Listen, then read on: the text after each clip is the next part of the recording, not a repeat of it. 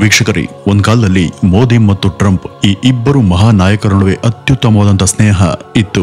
ಅವರಿಬ್ಬರ ನಡುವೆ ಸ್ನೇಹ ಭಾವನೆ ಯಾವ ರೇಂಜ್ಗೆ ಇತ್ತು ಅಂದ್ರೆ, ಇಲ್ಲಿಂದ 5 ವರ್ಷಗಳ ಕೆಳಗೆ ಅಂದ್ರೆ 2020ರಲ್ಲಿ ನಡೆದಂತ ಅಮೆರಿಕದ ಅಧ್ಯಕ್ಷೀಯ ಚುನಾವಣೆಯಲ್ಲಿ ಟ್ರಂಪ್ ಪರವಾಗಿ ಮೋದಿ ಸ್ವತಃ ತಾವೇ ನಿಂತು ಪ್ರಚಾರವನ್ನ ಮಾಡಿದ್ರು. 2019ರಲ್ಲಿ ಹೌಡಿ ಮೋದಿ ಎಂಬ ಹೆಸರಲ್ಲಿ ಅಮೆರಿಕದಲ್ಲಿ ಒಂದು ದೊಡ್ಡ ಮಹಾಸಭೆಯನ್ನ ಆಯೋಜನೆ ಮಾಡಿ ಆ ಒಂದು ವೇದಿಕೆಯಲ್ಲಿ ಟ್ರಂಪ್ ಮತ್ತು ಮೋದಿ ಒಬ್ಬರನ್ನೊಬ್ಬರು ಹೊಗಳಿ ಭಾಷಣ ಮಾಡಿದ್ರು.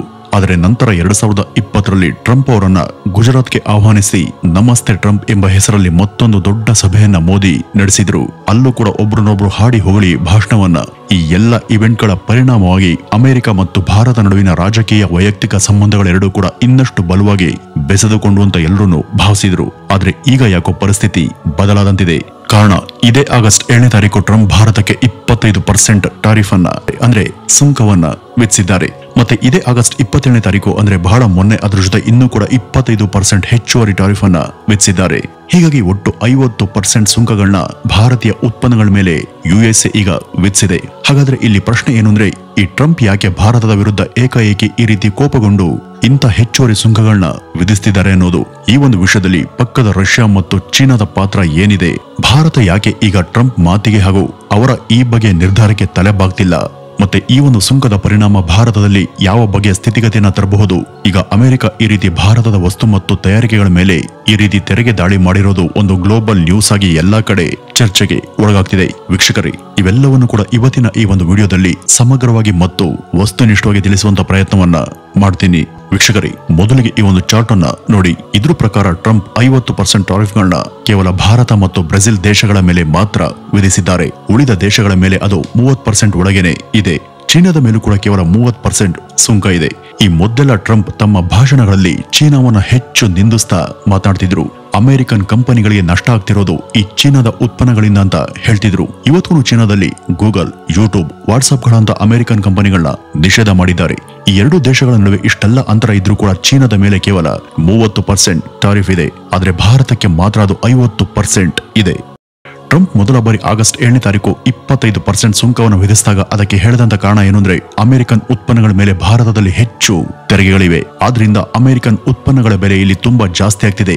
ಆದ್ರಿಂದ ಭಾರತೀಯರು ಅವುಗಳನ್ನ ಕೊಂಡುಕೊಳ್ಳೋದಿಲ್ಲ. ಹೀಗಾಗಿ ನಾವು ಕೂಡ ಭಾರತೀಯರ ಉತ್ಪನ್ನಗಳ ಮೇಲೆ ಈ ರೀತಿ ತೆರಿಗೆ ಹಾಕ್ತಿದ್ದೇವೆ. ಇದಕ್ಕೆ ಪ್ರತಿಯಾಗಿ ಭಾರತ ಕೂಡ ನಮ್ಮ ಅಮೆರಿಕನ್ ಉತ್ಪನ್ನಗಳ ಮೇಲೆ ಅದರ ತೆರಿಗೆ ಕಡಿಮೆ ಮಾಡಿದ್ರೆ ಮಾತ್ರ ನಾವು ಭಾರತೀಯ ಉತ್ಪನ್ನಗಳ ಮೇಲೆ ಹೇರಲಾದಂತ ನಮ್ಮ ಟಾರಿಫ್ ಅನ್ನ ಕಡಿಮೆ ಮಾಡ್ತೀವಿ ಅಂತ ಹೇಳಿತ್ತು. ಒಂದರ್ಥದಲ್ಲಿ ಇಲ್ಲಿ ಟ್ರಂಪ್ ಹೇಳಿದ್ರಲ್ಲಿ ತಪ್ಪೇನಿಲ್ಲ. ಉದಾಹರಣೆಗೆ ಆಟೋಮೊಬೈಲ್ ಇಂಡಸ್ಟ್ರಿನೇ ತೆಗೆದುಕೊಂಡ್ರೆ ಯುಎಸ್ಎಯಲ್ಲಿ ಟೆಸ್ಲಾ ಕಾರ್ನ ಬೆಲೆ 35 ಲಕ್ಷ ರೂಪಾಯಿ ಇದೆ. ಅದೇ ಕಾರನ್ನ ಭಾರತಕ್ಕೆ ಇಂಪೋರ್ಟ್ ಮಾಡಿದ್ರೆ 70 ಲಕ್ಷ ರೂಪಾಯಿ ಆಗುತ್ತೆ. ಆದ್ರೆ ಆ ಕಾರು ಭಾರತದಲ್ಲೇ ಮ್ಯಾನುಫ್ಯಾಕ್ಚರ್ ಆದಂತ ಪಕ್ಷದಲ್ಲಿ ಯುಎಸ್ಎಯಲ್ಲಿ ಅದು ಕೇವಲ 40 ಲಕ್ಷಕ್ಕೆ ಸಿಗುತ್ತೆ. ಅಂದ್ರೆ ಇದರ ಅರ್ಥ ಅಮೆರಿಕನ್ ವಾಹನಗಳ ಮೇಲೆ ಭಾರತದಲ್ಲಿ 100% ತೆರಿಗೆ ಇದೆ. ಆದ್ರೆ ಭಾರತೀಯ ವಾಹನಗಳ ಮೇಲೆ ಅಮೆರಿಕದಲ್ಲಿ ಈಗ ಇರೋದು ಕೇವಲ 25% ತೆರಿಗೆ ಮಾತ್ರ. ಹೀಗಾಗಿ ಅಮೆರಿಕದಲ್ಲಿ ತಯಾರಾದಂತ ಕಾರುಗಳನ್ನ ಭಾರತದಲ್ಲಿ ಖರೀದಿ ಮಾಡೋದಕ್ಕೆ ದುಬಾರಿಯಾಗುತ್ತೆ. ಆದ್ರೆ ಭಾರತದಲ್ಲಿ ತಯಾರಾದಂತ ಕಾರುಗಳನ್ನ ಅಮೆರಿಕದವರು ಕಡಿಮೆ ಬೆಲೆಗೆ ಕೊಂಡ್ಕೊಳ್ಬಹುದು. ಇದರಿಂದ ಅಮೆರಿಕನ್ ಕಂಪನಿಗಳಿಗೆ ಭಾರತದಲ್ಲಿ ಹೆಚ್ಚು ಸೇಲ್ಸ್ ಆಗೋದಿಲ್ಲ. ಅದಕ್ಕೇನೆ ಟ್ರಂಪ್ ಈಗ ಇಷ್ಟು ಹೆಚ್ಚುವರಿ ಸುಂಕವನ್ನ ಹಾಕಿರೋದು. ಆದ್ರೆ ಇಲ್ಲಿ ಭಾರತ ಯಾಕೆ ತನ್ನ ತೆರಿಗೆ ಪ್ರಮಾಣದಲ್ಲಿ ಕಡಿಮೆ ಮಾಡಲ್ಲ ಅನ್ನುವಂತ ಪ್ರಶ್ನೆ ನಿಮ್ಮಲ್ಲಿ ಉಂಟಾಗಬಹುದು. ಟೆಸ್ಲಾ ಕಾರನ್ನು ಈಗ ನಾವು ಉದಾಹರಣೆಗೆ ತೆಗೆದುಕೊಳ್ಳೋಣ.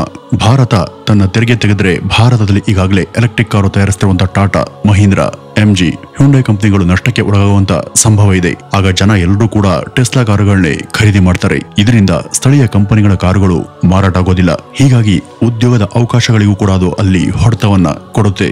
ಭಾರತ ಒಂದು ಅಭಿವೃದ್ಧಿಯನ್ನು ಹೊಂದಿರುವಂತ ದೇಶ. ಇಲ್ಲಿಯ ಸರ್ಕಾರದ ಕರ್ತವ್ಯ ಉದ್ಯೋಗಗಳನ್ನ ಸೃಷ್ಟಿ ಮಾಡೋದು, ಬಡತನವನ್ನ ಕಡಿಮೆ ಮಾಡೋದು. ಆದ್ರಿಂದಲೇ ಭಾರತ ಅದಕ್ಕೆ ಅನುಕೂಲವಾಗಲಿ ಅಂತ ಈ ರೀತಿ ಹೆಚ್ಚು ತೆರಿಗೆಗಳನ್ನ ಮುಂದುವರಿಸಿದೆ. ಆದ್ರೆ ಅಮೆರಿಕ ಅದೊಂದು ಅಭಿವೃದ್ಧಿ ಹೊಂದಿದಂತ ಶ್ರೀಮಂತ ದೇಶ. ಅಲ್ಲಿನ ಜನರು ಅಮೆರಿಕದ ಉತ್ಪನ್ನಗಳನ್ನ ಕೊಂಡ್ಕೊಳ್ಳದೆ ಇದ್ರೂ ಕೂಡ ದೇಶಕ್ಕೆ ಅದೇನು ಅಂತ ದೊಡ್ಡ ನಷ್ಟವನ್ನ ಉಂಟು ಮಾಡೋದಿಲ್ಲ. ಆದ್ರೆ ಭಾರತ ತನ್ನ ತೆರಿಗೆ ತೆಗೆದ್ರೆ ಭಾರತಕ್ಕೆ ದೊಡ್ಡ ಹೊಡೆತ ಬೀಳುತ್ತೆ. ಆದ್ರೂ ಟ್ರಂಪ್ ನಮ್ಗೆ ಟ್ಯಾಕ್ಸ್ ವಿಷಯವಾಗಿ ಇಂಥ ಬ್ಲಾಕ್ ಮೇಲ್ ಮಾಡುವ ಮೂಲಕ ತಮ್ಮ ಕೆಲಸವನ್ನ ಸಾಧಿಸಿಕೊಳ್ಳೋದಕ್ಕೆ ಪ್ರಯತ್ನ ಪಡ್ತಿದ್ದಾರೆ. ಆಗಸ್ಟ್ 7ನೇ ತಾರೀಕು ಟ್ರಂಪ್ ಈ ಒಂದು ನಿಟ್ಟಿನಲ್ಲಿ ಮತ್ತೊಂದು ಷರತ್ತನ್ನ ಇಟ್ಟಿದ್ರು. ಅದೇನಪ್ಪ ಅಂದ್ರೆ, ಭಾರತ ರಷ್ಯಾದಿಂದ ತೈಲ ಖರೀದಿ ಮಾಡೋದನ್ನ ಹೀಗೆ ಮುಂದುವರಿಸಿದ್ರೆ ಆಗಸ್ಟ್ 27ನೇ ತಾರೀಕು ಮತ್ತೆ 25% ಹೆಚ್ಚುವರಿ ಸುಂಕವನ್ನ ನಾವು ಅದ್ರ ಮೇಲೆ ಹಾಕ್ತೀವಿ ಅಂತ ಹೇಳಿದ್ರು. ಆದ್ರೆ ಭಾರತ ಮಾಮೂಲಿನ ಹಾಗೆ ರಷ್ಯಾದಿಂದ ತೈಲ ಖರೀದಿ ಮಾಡೋದನ್ನ ನಿಲ್ಲಿಸಲಿಲ್ಲ. ಹೀಗಾಗಿ ಆಗಸ್ಟ್ 27ನೇ ತಾರೀಕು ಮತ್ತೆ 25% ಟ್ಯಾಕ್ಸ್ ಅನ್ನ ಹೆಚ್ಚಿಸಿ ಅದನ್ನ ಒಟ್ಟು 50% ಟ್ಯಾಕ್ಸ್ ಆಗಿ ಮಾಡಿದ್ರು. ಇದರ ಕುರಿತು ಟ್ರಂಪ್ ಹೇಳಿದ್ದೇನಪ್ಪ ಅಂದ್ರೆ, 2022ರಲ್ಲಿ ಯುಕ್ರೇನ್ ಮತ್ತು ರಷ್ಯಾಗಳ ನಡುವಿನ ಯುದ್ಧ ಆರಂಭ ಆಯ್ತಲ್ಲ, ಅದಕ್ಕೂ ಮುಂಚೆ ಭಾರತ ತನಗೆ ಬೇಕಾದ ಹಾಗೂ ತನಗೆ ಅವಶ್ಯಕತೆ ಇರುವಂತ ತೈಲದ ಕೇವಲ 3% ಅನ್ನ ಮಾತ್ರ ರಷ್ಯಾದಿಂದ ತರಿಸ್ಕೊಳ್ತಿತ್ತು. ಈಗ 40% ವರೆಗೂ ಅದಕ್ಕೆ ರಷ್ಯಾದಿಂದನೇ ಬರ್ತಾ ಇದೆ. ರಷ್ಯಾ ಈ ಒಂದು ಹಣವನ್ನು ಯುದ್ಧಕ್ಕಾಗಿ ಬಳಸ್ತಾ ಇದೆ. ಭಾರತ ರಷ್ಯಾದಿಂದ ತೈಲ ಖರೀದಿ ಮಾಡೋದನ್ನ ನಿಲ್ಲಿಸಿದ್ರೆ ಪುಟಿನ್ ಆಗ ಉಂಟಾಗಬಹುದಾದಂತಹ ಹಣದ ಕೊರತೆಗೆ ಹಿಂಜರಿದು ಯುದ್ಧವನ್ನ ನಿಲ್ಲಿಸಬಹುದು ಅಂತ ಟ್ರಂಪ್ ಅದಕ್ಕೆ ತಮ್ಮದೇ ಆದಂತಹ ಲಾಜಿಕ್ ಅನ್ನ ಹೇಳಿದ್ರು. ಆದ್ರೆ ಇಲ್ಲಿ ಅವರಿಗೆ ಭಾರತ ಹೇಳಿದ್ದೆ ಬೇರೆ. ಯುಕ್ರೇನ್ನ ಯುದ್ಧ ಆರಂಭವಾದ ಬಳಿಕ 150 ಬಿಲಿಯನ್ ಯುರೋಪ್ ಮೌಲ್ಯದ ರಷ್ಯಾ ಇಂಧನವನ್ನ ಕೊಂಡ್ಕೊಂಡಿದೆ.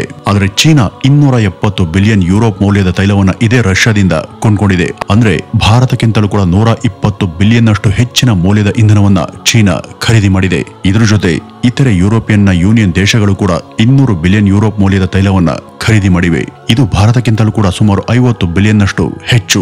ಅದಲ್ಲದೆ ಟರ್ಕಿ ಕೂಡ 110 ಬಿಲಿಯನ್ ಅಷ್ಟು ತೈಲವನ್ನ ಖರೀದಿ ಮಾಡಿದೆ. ಆದರೆ ಟ್ರಂಪ್ ಮಾತ್ರ ಇವೆಲ್ಲ ದೇಶಗಳನ್ನ ಬಿಟ್ಟು ಕೇವಲ ಭಾರತವನ್ನ ಇಲ್ಲಿ ಉದ್ದೇಶ ಪೂರ್ವಕವಾಗಿ ಟಾರ್ಗೆಟ್ ಮಾಡಿದ್ದಾರೆ. ಇದಕ್ಕೆ ಕಾರಣ ಏನಂದ್ರೆ, ನಾವು ಬಹಳ ಇತ್ತೀಚೆಗೆ ನಡೆಸಿದಂತ ಆಪರೇಷನ್ ಸಿಂಧೂರ್ನ ಕಾರ್ಯಾಚರಣೆ ಸಮಯದಲ್ಲಿ ನಾನು ಭಾರತ ಪಾಕಿಸ್ತಾನ ನಡುವಿನ ಯುದ್ಧವನ್ನ ಫೋನ್ ಮಾಡಿ ನಿಲ್ಲಿಸ್ತೆ ಅಂತ ಟ್ರಂಪ್ ಹೇಳಿಕೆ ಕೊಟ್ಟಿದ್ರು. ಆದರೆ ಭಾರತ ಇದನ್ನ ತಿರಸ್ಕಾರ ಮಾಡಿ ನಮ್ಗೆ ಟ್ರಂಪ್ ನಿಂದ ಆ ರೀತಿ ಯಾವುದೇ ಕರೆ ಬಂದಿಲ್ಲ, ನಾವು ಪಾಕಿಸ್ತಾನದ ಬೇಡಿಕೆ ಮೇರೆಗೆ ಈ ಯುದ್ಧವನ್ನ ನಿಲ್ಲಿಸಿದ್ದೇವೆ ಅಂತ ಹೇಳಿತ್ತು.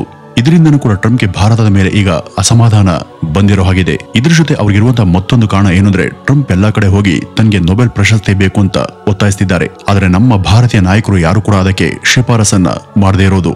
ಇದರಿಂದಲೂ ಕೂಡ ಟ್ರಂಪ್ ಭಾರತದ ವಿರುದ್ಧ ತಮ್ಮ ಟ್ಯಾಕ್ಸ್ ಅಜೆಂಡಾವನ್ನ ಈ ರೀತಿ ಪ್ರಯೋಗ ಮಾಡಿರಬಹುದು. ಆದರೆ ಚೀನಾ ವಿಷಯದಲ್ಲಿ ಮಾತ್ರ ಟ್ರಂಪ್ ಏನೂ ಕೂಡ ಮಾಡಲಿಲ್ಲ.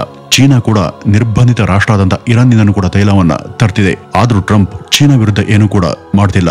ಯುಕ್ರೇನ್ ರಷ್ಯಾ ಯುದ್ಧಕ್ಕೂ ಮೊದಲು ಅಲ್ಲಿಯ ಒಂದು ಬ್ಯಾರೆಲ್ ಕ್ರೂಡ್ ಆಯಿಲ್ ನ ದರ ಸುಮಾರು $90ಗೆ 1 ಬ್ಯಾರೆಲ್ ಸಿಗ್ತಾ ಇತ್ತು. ಆದ್ರೆ ಈಗ ಪ್ರತಿ ಬ್ಯಾರೆಲ್ಗೆ ಅದು $60ಗೆ ಇಳಿದಿದೆ. ಒಂದ್ ಪಕ್ಷ ಈ ಒಂದು ಸಮಯದಲ್ಲಿ ಭಾರತ ಏನಾದ್ರೂ ರಷ್ಯಾದಿಂದ ಪೆಟ್ರೋಲ್ ಅನ್ನ ಖರೀದಿ ಮಾಡದೇ ಇದ್ದಿದ್ರೆ 1 ಬ್ಯಾರೆಲ್ಗೆ $200 ವರೆಗೂ ದರ ಹೋಗ್ತಿತ್ತು. ಆಗ ವಿಶ್ವಾದ್ಯಂತ ಭಾರಿ ತೊಂದರೆ ಉಂಟಾಗ್ತಿತ್ತು. ಭಾರತದಲ್ಲೂ ಕೂಡ ಆಗ ಲೀಟರ್ಗೆ ಪೆಟ್ರೋಲ್ ದರ $300ವರೆಗೂ ಹೋಗ್ತಿತ್ತು. ಭಾರತ ಮಾತ್ರವಲ್ಲದೆ ಈ ಒಂದು ಸಮಸ್ಯೆಯನ್ನ ವಿಶ್ವದ ಹಲವು ದೇಶಗಳು ಕೂಡ ಎದುರಿಸಬೇಕಾಗ್ತಿತ್ತು. ಭಾರತ ಅತಿ ಹೆಚ್ಚು ಜನಸಂಖ್ಯೆ ಇರುವಂತ ದೇಶ. ಇಲ್ಲಿರುವಂತ ಎಲ್ರಿಗೂ ಪೆಟ್ರೋಲ್ ಸಿಗಬೇಕು ಅಂದ್ರೆ ಅದು ಎಲ್ಲಿ ಪೆಟ್ರೋಲ್ ಕಡಿಮೆ ಬೆಲೆಗೆ ಸಿಗುತ್ತೋ ಅಲ್ಲಿ ತಗೋಬೇಕು. ಹೀಗಾಗಿನೇ ಭಾರತ ರಷ್ಯಾ ಬಳಿ ಆಯಿಲ್ ಖರೀದಿ ಮಾಡೋದನ್ನ ಮುಂದುವರಿಸಿತು. ಈ ಅಮೆರಿಕ ದೇಶ ಅನೇಕ ಯುರೋಪಿಯನ್ ಯೂನಿಯನ್ ದೇಶಗಳಿಗೆ ಇದೇ ತರ ಟ್ಯಾಕ್ಸ್ ಹೆಚ್ಚಳದ ಮೂಲಕ ಬೆದರಿಕೆಯನ್ನ ಹಾಕಿತ್ತು. ಆಗ ಅದರಲ್ಲಿ ಅನೇಕರು ಹೆದರಿ ಅದಕ್ಕೆ ಶರಣಾದವು ಹಾಗೂ ಅಮೆರಿಕ ಹೇಳಿದಂತೆ ಅವು ಕೇಳಿದ್ವು.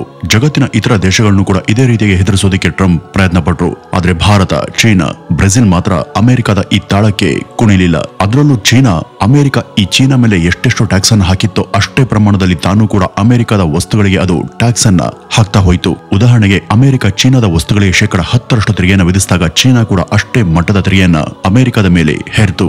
ನಂತರ ಅಮೆರಿಕ 34% ರಷ್ಟು ತೆರಿಗೆಯನ್ನು ಹೆಚ್ಚಳ ಮಾಡಿದಾಗ ಚೀನಾ ಕೂಡ ಅಷ್ಟೇ ಪ್ರಮಾಣದಲ್ಲಿ ಅಮೆರಿಕದ ಮೇಲೆ ತೆರಿಗೆಯನ್ನ ವಿಧಿಸಿತು. ಅಮೆರಿಕ ಮತ್ತೆ 84% ತೆರಿಗೆಯನ್ನ ಹೆಚ್ಚಿಸಿದಾಗ ಅದಕ್ಕೆ ಪ್ರತಿಯಾಗಿ ಚೀನಾ ಕೂಡ ಅಷ್ಟೇ ಮಟ್ಟದ ತೆರಿಗೆಯನ್ನ ಅಮೆರಿಕಾಗೆ ವಿಧಿಸಿತು. ಇಷ್ಟಕ್ಕೂ ನಿಲ್ಲದಂತ ಅಮೆರಿಕ 125% ತೆರಿಗೆಯನ್ನ ಚೀನಾದ ಮೇಲೆ ಹೇರಿದಾಗ ಚೀನಾ ಕೂಡ 125% ತೆರಿಗೆಯನ್ನ ಅಮೆರಿಕ ಮೇಲೂ ಕೂಡ ವಿಧಿಸಿತು. ಈ ರೀತಿ ಪಟ್ಟಿಗೆ ಪ್ರತಿ ಪಟ್ಟು ಎನ್ನುವ ಹಾಗೆ ಚೀನಾ ಅಮೆರಿಕಾಗೆ ತಾನು ಬಗ್ಲಿಲ್ಲ. ಅದೇ ತರ ಭಾರತ ಕೂಡ ಅಮೆರಿಕದ ಟ್ಯಾಕ್ಸ್ ನೀತಿಗೆ ಕೇರ್ ಮಾಡಲಿಲ್ಲ. ಈ ರೀತಿ ಮಾಡಿದಾಗ ಬೇರೆ ದಾರಿ ಇಲ್ಲದೆ ಅಮೆರಿಕನೇ ಚೀನಾ ಮೇಲೆ ವಿಧಿಸಿದಂತ 125% ಟ್ಯಾಕ್ಸ್ ಅನ್ನ ಕಡಿಮೆ ಮಾಡಿ 35%ಗೆ ಇಳಿಸಿತು. ಏಕೆಂದ್ರೆ ಚೀನಾ ತನ್ನಲ್ಲಿ ಇರುವಂತಹ ಅಪರೂಪದ ರೇರ್ ಅರ್ತ್ ಮಿನರಲ್ಸ್ ಅನ್ನ ಅಮೆರಿಕಾಗೆ ಸರಬರಾಜು ಮಾಡೋದನ್ನ ನಿಲ್ಲಿಸಿತು. ಈ ರೀತಿ ಮಾಡಿದಾಗ ಅದು ಅಮೆರಿಕಾಗೆ ಅದರಿಂದ ದೊಡ್ಡ ಹಾನಿ ಕಟ್ಟಿಟ್ಟ ಬುತ್ತಿ. ಹೀಗಾಗಿ ಟ್ರಂಪ್ ಕೊನೆಗೂ ಚೀನಾದ ವಿರುದ್ಧ ಟ್ಯಾಕ್ಸ್ ಅನ್ನ ಹೆಚ್ಚಿಸೋದಕ್ಕೆ ಹಿಂಜರಿದು ಅದನ್ನ 35%ಗೆ ಇಳಿಸಿದ್ರು. ಇದೇ ತರ ಅಮೆರಿಕ ಭಾರತವನ್ನು ಕೂಡ ಟ್ಯಾಕ್ಸ್ ಮೂಲಕ ಬೆದರಿಕೆ ಹಾಕೋದಕ್ಕೆ ಟ್ರೈ ಮಾಡ್ತು. ಆದ್ರೆ ಮೋದಿ ಅವರು ಅದಕ್ಕೆ ಬಗ್ಲಿಲ್ಲ. ಏಕೆಂದ್ರೆ ಭಾರತಕ್ಕೆ ಗೊತ್ತಿದೆ, ಏಕೆಂದ್ರೆ ನಾವೇನಾದ್ರೂ ಇದಕ್ಕೆ ಒಪ್ಪಿ ಒಂದ್ಸಾರಿ ಸುಮ್ಮನೆ ಇದ್ರೆ ಇವರು ಪದೇ ಪದೇ ಅದೇ ಆಟವನ್ನ ಆಡ್ತಾರೆ ಅನ್ನೋದು ಮೋದಿಗೆ ಗೊತ್ತಿತ್ತು. ಹೀಗಾಗಿ ಟ್ರಂಪ್ ಮೋದಿ ಅವರಿಗೆ 4-5 ಬಾರಿ ಕರೆ ಮಾಡಿದ್ರು ಕೂಡ ಅವರು ಉತ್ತರಿಸಲಿಲ್ಲ ಅಂತ ಜರ್ಮನ್ ಪತ್ರಿಕೆಯೊಂದು ಬಹಳ ಇತ್ತೀಚೆಗೆ ವರದಿ ಮಾಡಿದೆ. ಈಗ ಟ್ರಂಪ್ ರವರ ಈ ಒಂದು ಕ್ರಮಗಳಿಂದ ಭಾರತ, ರಷ್ಯಾ, ಚೀನಾ ಇನ್ನೂ ಕೂಡ ಪರಸ್ಪರ ಹತ್ರ ಆಗ್ತಾ ಇದ್ದಾವೆ. ಹಿಂದೆ ಅಮೆರಿಕ ಯೋಚನೆ ಮಾಡಿದ್ದು ಏನಪ್ಪಾ ಅಂದ್ರೆ, ಏಷ್ಯಾದಲ್ಲಿ ಚೀನಾದ ಪ್ರಭಾವವನ್ನು ತಡೆಯೋದಿಕ್ಕೆ ಭಾರತದ ಜೊತೆ ತಾನು ಸ್ನೇಹವನ್ನ ಮಾಡಬೇಕು ಅಂತ ಯೋಚಿಸಿತ್ತು. ಆದರೆ ಟ್ರಂಪ್ನ ಈಗಿನ ಟ್ಯಾಕ್ಸ್ ಹೆಚ್ಚಳದ ಕ್ರಮಗಳಿಂದ ಈ ಒಂದು ಸ್ನೇಹ ಬಂಧವೇ ಮೆಲ್ಲನೆ ಕೊಚ್ಚ ಹೋಗ್ತಾ ಇದೆ. ಇದರ ಪರಿಣಾಮ ಇತ್ತೀಚೆಗೆ ಭಾರತ ಹಾಗೂ ಚೀನಾಗಳ ನಡುವೆ ಆಪ್ತವಾದಂತಹ ಮಾತುಕತೆಗಳು ಮತ್ತೆ ಶುರುವಾಗಿದ್ದಾವೆ. 5 ವರ್ಷಗಳಿಂದ ನಿಂತಿದ್ದಂತ ಭಾರತ ಹಾಗೂ ಚೀನಾಗಳ ನಡುವಿನ ನೇರ ವಿಮಾನ ಸಂಚಾರಗಳು ಕೂಡ ಈಗ ಮತ್ತೆ ಆರಂಭವಾಗ್ತಿವೆ. ಇವುಗಳ ಗಡಿಯ ಮಾರ್ಗ ಕೂಡ ಕೆಲವು ಕಡೆ ತೆರೆದುಕೊಳ್ತಿದೆ. ಚೀನಾ ದೇಶದ ಹಲವು ಉದ್ಯೋಗಿಗಳಿಗೆ ಈಗ ಭಾರತೀಯ ವೀಸಾಗಳು ಕೂಡ ಸಿಗ್ತಿವೆ. ಸೆಪ್ಟೆಂಬರ್ 1ರಂದು ಭಾರತ, ಚೀನಾ ಹಾಗೂ ರಷ್ಯಾ ನಾಯಕರ ತ್ರಿಪಕ್ಷೀಯ ಶಾಂಘೈ ಸಹಕಾರ ಸಂಸ್ಥೆಯ ಸಮಾವೇಶ ನಡೆಯಲಿದೆ. 7 ವರ್ಷಗಳ ಬಳಿಕ ಮೋದಿ ಮತ್ತೊಮ್ಮೆ ಚೀನಾ ಪ್ರವಾಸವನ್ನ ಮಾಡ್ತಿದ್ದಾರೆ. ಇನ್ನು ಈ ಹೆಚ್ಚಳಗೊಂಡಂತ ಈ ಒಂದು ಟ್ಯಾಕ್ಸ್ ನ ಪರಿಣಾಮವನ್ನ ಈಗ ನೋಡೋಣ. 2024 ಮತ್ತು 25ರ ಆರ್ಥಿಕ ವರ್ಷದಲ್ಲಿ ಭಾರತ ಯುಎಸ್ಎಗೆ ಒಟ್ಟು $87 ಮಿಲಿಯನ್ ನಷ್ಟು ಮೌಲ್ಯದ ಸರಕುಗಳನ್ನ ರಫ್ತು ಮಾಡಿದೆ. ಅದರಲ್ಲಿ ಬಟ್ಟೆಗಳು, ಆಭರಣಗಳು, ಸೀಗಡಿಗಳು, ಔಷಧಿಗಳು, ಎಲೆಕ್ಟ್ರಾನಿಕ್ಸ್ ಸೇರಿದಂತೆ ಮುಖ್ಯ ಸರಕುಗಳು. ಇವುಗಳ ಪೈಕಿ ಔಷಧಿಗಳಿಗೆ ಮತ್ತು ಎಲೆಕ್ಟ್ರಾನಿಕ್ಸ್ ಸರಕುಗಳ ಮೇಲೆ ಟಾರಿಫ್ನ ವಿನಾಯಿತಿ ಇದೆ. ಉಳಿದಂತ $50 ಬಿಲಿಯನ್ ಮೌಲ್ಯದ ಎಕ್ಸ್ಪೋರ್ಟ್ಗಳ ಮೇಲೆ ಟ್ಯಾಕ್ಸ್ ನ ಹೊಡೆತ ಜೋರಾಗಿನೇ ಬೀಳಲಿದೆ. ಸೀಗಡಿಗಳ ಮೇಲೆ ಇರುವಂತ ಟಾರಿಫ್ನಿಂದ ಆಂಧ್ರಪ್ರದೇಶಕ್ಕೆ ಹೊಡೆತ ಬೀಳಲಿದೆ. ಬಟ್ಟೆ ಮತ್ತು ಆಭರಣಗಳ ಮೇಲೆ ಇರುವಂತ ಟ್ಯಾಕ್ಸ್ ನಿಂದಾಗಿ ತಮಿಳುನಾಡು, ಗುಜರಾತ್ಗೆ ಪರಿಣಾಮ ಬೀಳಲಿದೆ. ಅಂದ್ರೆ ಒಟ್ಟಾರೆಯಾಗಿ ನೋಡಿದ್ರೆ ಇದನ್ನು ನಮ್ಮ ಆರ್ಥಿಕತೆ ಅಥವಾ ಟ್ರೇಡ್ ಮೇಲೆ ಅಂತ ಹೇಳಿಕೊಳ್ಳುವಂತ ಏಟೇನಲ್ಲ. ಯಾಕೆಂದ್ರೆ ಭಾರತ ಕೇವಲ ಯುಎಸ್ಎ ಮೇಲೆ ಮಾತ್ರ ತಾನು ಅವಲಂಬಿತವಾಗಿಲ್ಲ. ಭಾರತ ತನ್ನ ಒಟ್ಟಾರೆ ಎಕ್ಸ್ಪೋರ್ಟ್ಗಳಲ್ಲಿ 18% ಅಷ್ಟು ಮಾತ್ರ ಯುಎಸ್ಎಗೆ, 8% ಯುಎಇಗೆ, 5% ನೆದರ್ಲ್ಯಾಂಡ್ಸ್ಗೆ ಹಾಗೂ 3% ಅಷ್ಟು ಚೀನಾಗೆ ಅದು ರಫ್ತನ್ನ ಮಾಡುತ್ತೆ. ಹೀಗಾಗಿ ನಮ್ಮ ರಫ್ತಾಗ್ಲಿ ಅಥವಾ ಆಮದಿನ ಪ್ರಮಾಣ ಆಗ್ಲಿ ಯಾವುದೇ ಒಂದು ದೇಶಕ್ಕೆ ಮಾತ್ರ ಸೀಮಿತ ಆಗಿಲ್ಲ. ಭಾರತ ಹೇಗೆ ಸುತ್ತಲೂ ವಿಶ್ವದ ಹಲವಾರು ದೇಶಗಳನ್ನ ನಂಬಿದೆಯೋ ಅದೇ ತರ ನಮ್ಮನ್ನು ಕೂಡ ಅಮೆರಿಕದ ಹೊರತಾಗಿ ಅನೇಕರು ಅವಲಂಬಿಸಿದ್ದಾರೆ. ಈ ಟ್ಯಾಕ್ಸ್ ನ ಹೊಡೆತ ಬಿದ್ಮೇಲೆ ನಮ್ಮ 100% ನಷ್ಟು ಎಕ್ಸ್ಪೋರ್ಟ್ಗಳನ್ನ ಬೇರೆ ದೇಶಗಳಿಗೆ ತಿರುಗಿಸೋದಕ್ಕೆ ಭಾರತ ಪ್ರಯತ್ನ ಪಡ್ತಿದೆ. ಜೊತೆಗೆ ಭಾರತ ದೇಶೀಯ ವಸ್ತುಗಳ ಬಳಕೆಯನ್ನು ಕೂಡ ಹೆಚ್ಚಿಸೋದಕ್ಕೆ ಜಿಎಸ್ಟಿ ದರಗಳನ್ನು ಕೂಡ ಕಡಿಮೆ ಮಾಡೋದಕ್ಕೆ ಯೋಚಿಸುತ್ತಿದೆ.